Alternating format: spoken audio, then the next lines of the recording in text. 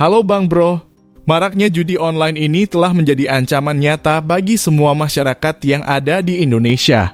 Terlebih lagi ketika hampir dari semua kalangan, baik usia muda maupun tua, akan sangat rentan sekali terjebak dalam aktivitas yang beresiko ini, yang memungkinkan bisa menghancurkan kehidupan seseorang hanya dalam hitungan hari, dan bahkan mungkin hanya perlu dalam hitungan beberapa jam saja.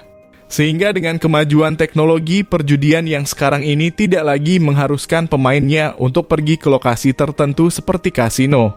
Karena kita semua bisa berjudi di mana saja dan kapan saja. Cukup dengan perangkat seluler atau komputer yang terhubung ke layanan internet. Dan sebenarnya judi online ini sudah masuk di kehidupan sehari-hari kita dengan berbagai caranya. Seperti iklan yang sengaja dimasukkan ke berbagai media sosial, hingga sejumlah aplikasi yang terlihat tidak mencurigakan bagi sebagian kalangan. Kondisi ini membuat judi online akan semakin sulit untuk diberantas, terutama ketika hanya pemain kecil yang tertangkap dan dipenjara. Sementara itu, para bandar besar masih berkeliaran bebas dan mereka terlihat kebal terhadap hukum yang ada. Dalam pembahasan di episode kali ini, kita akan mendalami lebih jauh mengapa para bandar besar sangat sulit dijangkau oleh hukum, serta mengapa penegakan hukum terhadap judi online di Indonesia masih harus membutuhkan solusi yang lebih komprehensif dan ekstrim. Tentunya hanya bersama kami Bang Bro. Tapi sebelum kita lanjut, kami ingatkan kembali untuk terus mendukung channel kami dengan cara like, comment, subscribe. Ironis, ayah kandung korban yang menjadi tersangka mengaku uang hasil menjual darah dagingnya itu digunakan untuk membeli ponsel dan bermain judi online. Pemerintah Indonesia sebenarnya sudah lama melarang masyarakatnya dari segala bentuk perjudian, baik yang bersifat konvensional maupun dalam bentuk online yang membutuhkan akses ke dunia internet. Namun judi online semakin menjadi masalah besar seiring dengan kemajuan teknologi yang semakin pesat saat ini, menciptakan ruang yang susah untuk diawasi. Terlebih lagi ketika judi online menawarkan akses yang begitu mudah dan tanpa batasan bagi para pemainnya. Ketika aparat penegak hukum berusaha untuk memberantas judi online, seringkali kita melihat yang tertangkap biasanya hanyalah para pemain kecil saja. Berbeda dengan para bandar besar yang berada di balik layar yang sebenarnya mereka ini bisa mengendalikan arus uang dan operasi ke situs judi online, sehingga kegiatan mereka di luar sana akan sangat sulit sekali untuk dijangkau atau terdeteksi oleh hukum.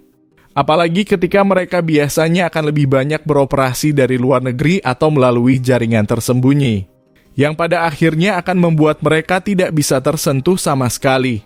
Sehingga dengan melihat kondisi seperti ini, timbul sebuah pertanyaan yang seringkali muncul di tengah masyarakat, serta diikuti kecurigaan yang cukup beralasan.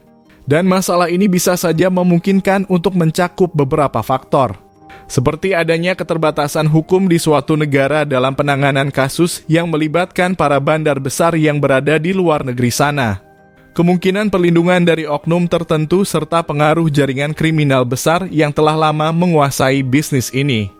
Dan dengan melihat di berbagai negara di luar sana, judi online ini seringkali dihubungkan dengan jaringan kriminal internasional yang menguasai di berbagai jenis kejahatan antara lain seperti perdagangan narkoba, pencucian uang, dan kejahatan cyber lainnya. Sehingga kehadiran jaringan semacam ini dapat menjadi ancaman serius bagi penegakan hukum, karena mereka memiliki kekuatan yang lebih besar dan pengalaman yang licik dalam menghindari tindakan hukum yang ada.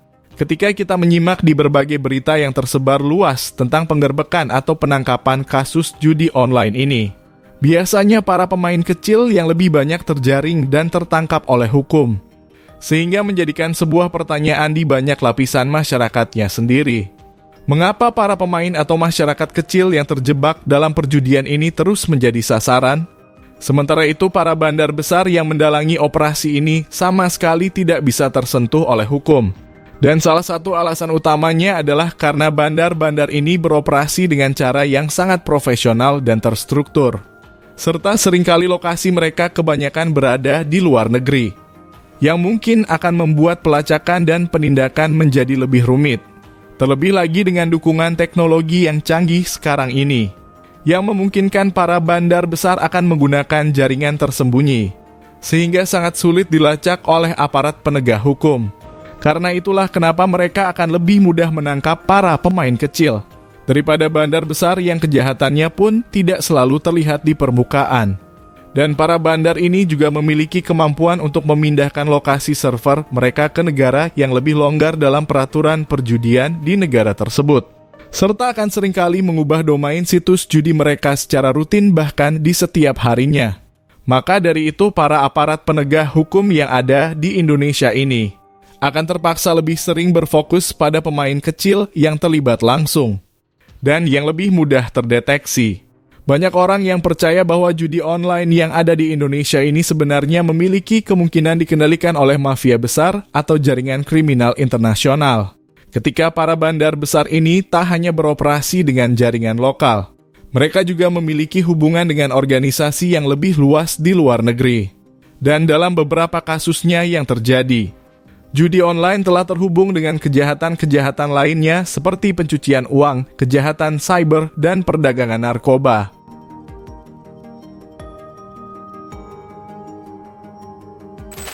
Kemudian adanya indikasi para mafia besar di balik operasi judi online sudah terlihat dari bagaimana para bandar ini mampu beroperasi secara konsisten meskipun ada banyak penangkapan terhadap pemain kecilnya yang mungkin sengaja dibuat hanya untuk alat pancingan semata. Sehingga dengan jaringan yang luas ini akan membuat para bandar judi besar memiliki perlindungan yang kuat dan kemampuan untuk menghindari hukum yang ada. Apalagi mereka juga memiliki teknologi yang canggih yang dapat melakukan swab terhadap oknum tertentu untuk membantu memperlancar operasi perjudian yang seringkali mereka lakukan. Untuk menghadapi permasalahan judi online yang terlalu kompleks di negara Indonesia ini, sebaiknya pemerintah perlu menerapkan langkah yang lebih radikal dari yang sebelumnya. Dan kemungkinan salah satu langkah pertama dari solusi yang terakhir ini adalah pemblokiran total ke situs judi online dengan kerjasama melalui penyedia layanan internet dan perusahaan teknologi, yang kemudian pemerintah akan mengambil langkah untuk dapat menerapkan kebijakan pemblokiran yang lebih tegas di masa mendatang. Tetapi kita harus mengerti bahwa pemblokiran ini tidaklah cukup efektif, dikarenakan para bandar judi besar akan terus mencari celah baru untuk bisa kembali beroperasi. Untuk itu Indonesia juga perlu menggalang kerjasama internasional dengan negara-negara lain, terutama yang sudah memiliki teknologi keamanan cyber yang lebih maju. Dengan adanya kolaborasi ini akan lebih memungkinkan pemerintah Indonesia untuk bisa melacak arus dana yang mencurigakan serta jejak digital yang mengarah kepada para bandar-bandar judi besar. Sehingga pemerintah bisa mengumpulkan bukti yang lebih kuat untuk memberantas para bandar judi besar tersebut dan mengurangi operasi mereka secara signifikan. Regulasi yang lebih tegas dan sanksi hukum yang lebih berat merupakan langkah yang tidak bisa diabaikan dalam memberantas judi online di Indonesia. Karena sekarang ini sanksi hukum yang diberikan kepada pelaku judi online tersebut, terutama pemain kecil, dinilai belum cukup memberikan efek jerah kepada mereka. Apalagi regulasi yang ada masih menyisakan celah yang bisa dimanfaatkan oleh bandar besar untuk menghindari penegakan hukum. Dan pemerintah selayaknya perlu memperberat sanksi bagi siapapun yang terlibat dalam aktivitas judi online, baik sebagai pemain para bandar judi maupun pihak dari penyedia layanan. Pengetatan regulasi juga harus mencakup aturan baru yang memungkinkan pemerintah untuk menutup setiap celah yang biasa dimanfaatkan oleh bandar judi tersebut, sehingga mereka merasa tidak ada lagi tempat aman untuk menjalankan bisnis mereka di negara ini. Selain pemblokiran ke semua situs yang menjadi salah satu solusi untuk pemberantasan judi online ini, adanya teknologi geolokasi dan pemantauan transaksi digital juga bisa menjadi bagian dari solusi terakhir yang lebih komprehensif. Karena dengan adanya teknologi geolokasi ini, sebenarnya bisa membantu Indonesia untuk dapat membatasi akses situs judi online di wilayah tertentu. Apalagi khususnya di wilayah yang memiliki tingkat penggunaan situs judi online yang tinggi. Teknologi ini memungkinkan pemerintah untuk melacak akses ke situs judi online secara lebih terperinci, sekaligus memantau upaya-upaya dari bandar untuk menghindari blokir dengan mengubah alamat domain atau lokasi server. Di samping itu, pemantauan transaksi digital yang melibatkan bank dan dompet digital juga sangat penting. Dengan memantau transaksi keuangan yang mencurigakan, pemerintah dapat mengidentifikasi aliran dana yang kemungkinan besar terkait dengan judi online. Sehingga dana untuk operasional situs judi dapat dibatasi atau bahkan dihentikan. Dan salah satu langkah pencegahan yang penting adalah membangun kesadaran masyarakat akan bahaya judi online melalui edukasi dan penyuluhan. Karena banyak sekali orang yang terlibat dalam kasus judi online ini. Seringkali mereka tidak menyadari akan risiko besar yang ada di dalamnya, baik risiko finansial maupun sosial. Penyuluhan ini penting untuk mengedukasi masyarakat terutama kepada generasi muda yang masih sangat rentan tergoda dengan kenikmatan judi online itu sendiri. Dan faktor utama yang harus bertanggung jawab atas maraknya judi online di negara Indonesia ini adalah diri sendiri. Ketika seseorang kecanduan terhadap judi online ini, satu-satunya yang bisa menghentikan mereka adalah di saat mereka sudah mengalami fase frustasi dan finansial yang terkuras habis. Dengan mereka yang sudah menjadi miskin dan tidak ada lagi harta benda yang mereka punya. Di titik itulah mereka akan merasakan penyesalan dalam hidup mereka sendiri. Sehingga perlu adanya kesadaran dan prinsip dalam menjalani kehidupan ini dengan cara memandang kesuksesan bukan dari hasil yang instan, tetapi melalui proses yang sangat panjang untuk bisa meraih ke titik teratas dalam hidup setiap individunya.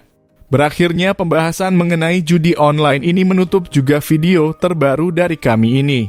Dan terima kasih yang sudah menonton video ini sampai selesai. Jika ada kesalahan dalam penyampaian video, mari kita diskusi bersama di kolom komentar. Jika kalian menyukai video kami, silakan like, komen, dan subscribe. Aktifkan notifikasi dari kami agar kalian tidak ketinggalan info terbaru dari kami. Sampai bertemu di video kami selanjutnya.